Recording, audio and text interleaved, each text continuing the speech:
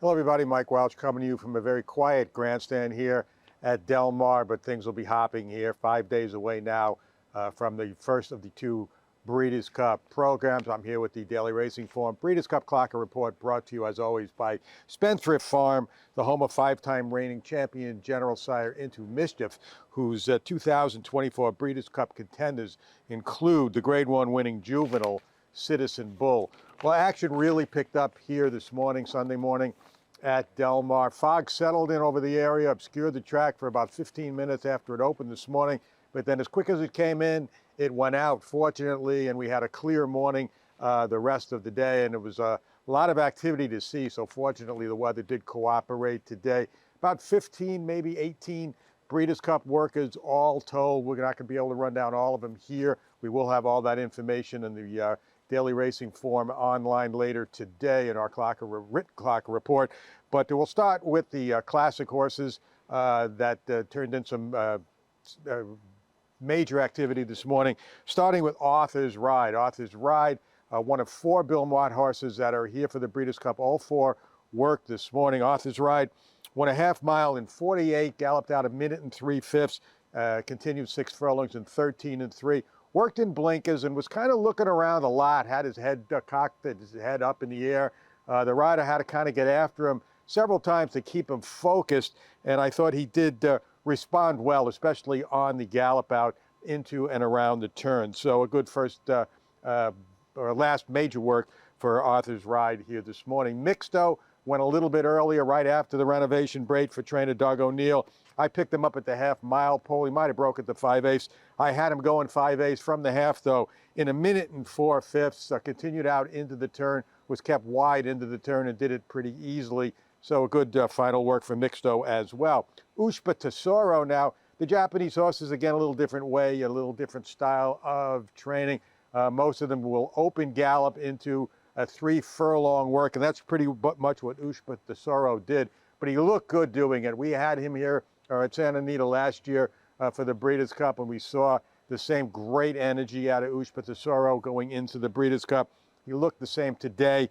Final quarter of that impromptu work. I don't think he even got an official work today. He went 28 and 2 early on, but I had his last quarter in 25 and change, continuing out into and around the clubhouse turn, and I thought he looked good doing it. As I noted before, Bill Mott worked all four of his Breeders' Cup horses today. Aside from Arthur's Ride, he had Sila, Warlike Goddess, and Scythian go. Sila was the first of the bunch, won a very easy maintenance-like half over the main track around 7 o'clock. After the break, Warlike Goddess, also on the main track, went 48 and 2, 101 and 2, and continued out with great energy. She is a long-distance turf horse. She went 7/8, pulled up 7/8 in 1:34, and I like the way she went today over the main track for the turf specialist Warlike Goddess. And then on the grass later, we had 4 turf workers this morning, 2 at 7:15 and then 2 at 9:30, and one of those last 2 was Scythian for Bill Mott. She won an easy half in 49 and 3, but the final quarter was 23 and 3, did it easily, like the way that gallop out went into the turn. Joining Scythian on the turf at 9:30 was A.G. Bullet for trainer Doug O'Neill. Similar work, 50 seconds flat around the wide dogs, very wide dogs, so take the final times with a grain of salt. But that final quarter mile, which is significant, also went in 23 and 3 with a decent gallop out for A.G. Bullet. And speaking of Doug O'Neill horses that did work this morning for the Breeders' Cup, Raging Torrent was the one gate work today. Raging Torrent apparently a better gate worker than a worker from the pole, because he came out of the gate this morning. I picked him up as he came into first eighth of a mile and had his last half mile in 49 and 4, but he did it easy. He looked good doing it, galloped out well. They opened the turf right after the opening main track session before the renovation break at 7:15. Soprano was the first to go, an easy slow 3/8 in 39. And then Geoglyph, who we mentioned here yesterday. I love the way this one galloped yesterday, and I really like what I saw from him again today. A slow work, the final time, kind of meaningless, 53 seconds flat for a half mile. But the last quarter in 23 and 3, and then he galloped out forever. The rider didn't pull up this horse until he came all the way back to the top of the stretch. You can't record the actual times because of the gallop outs here, because the course is not 7/8 in diameter. It's a little more than 7/8, so the poles don't measure up after the wire. But just visually, I thought Geoglyph was very impressive again today. Also back on the main track, we mentioned Bill Mott worked his 4 Breeders' Cup contenders today. Steve Asmussen has 5 Breeders' Cup horses here. He breezed 3 of them. Did not breeze Cogburn or Gun Pilot. They both just jogged this morning. But the breezers were Zeitlos, Society, and Skelly. Zeitlos and Society both for the filly and mare sprint.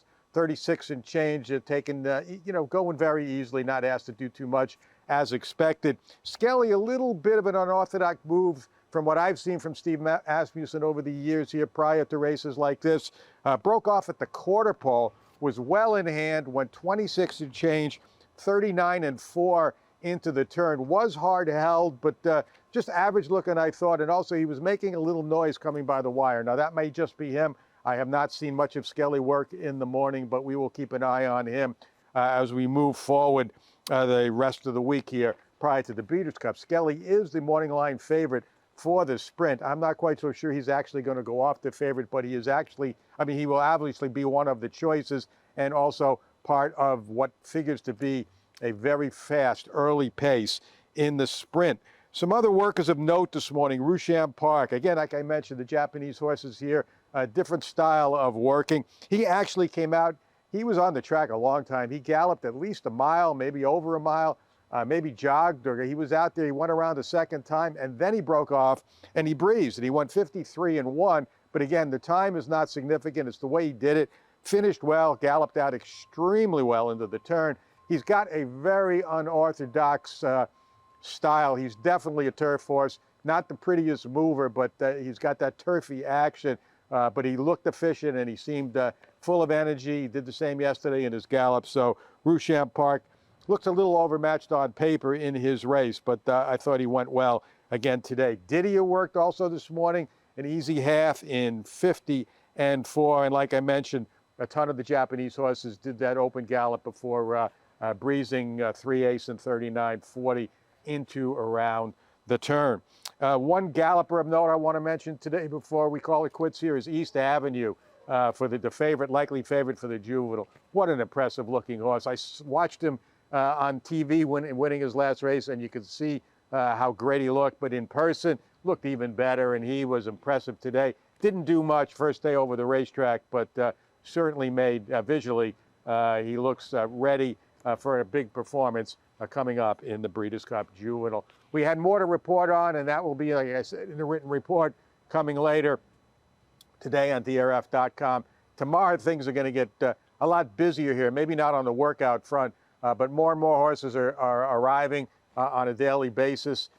Hopefully the Europeans will be out of quarantine by tomorrow so we can see them out on the track for the first time. If not, I gather by Tuesday. And again, like I said, as everybody gets here, most of the horses have done their training, their primary training at different venues around the country, but they'll all be here over the next few days. So keep it right here for the best coverage of Breeders' Cup 2024. It's at DRF.com.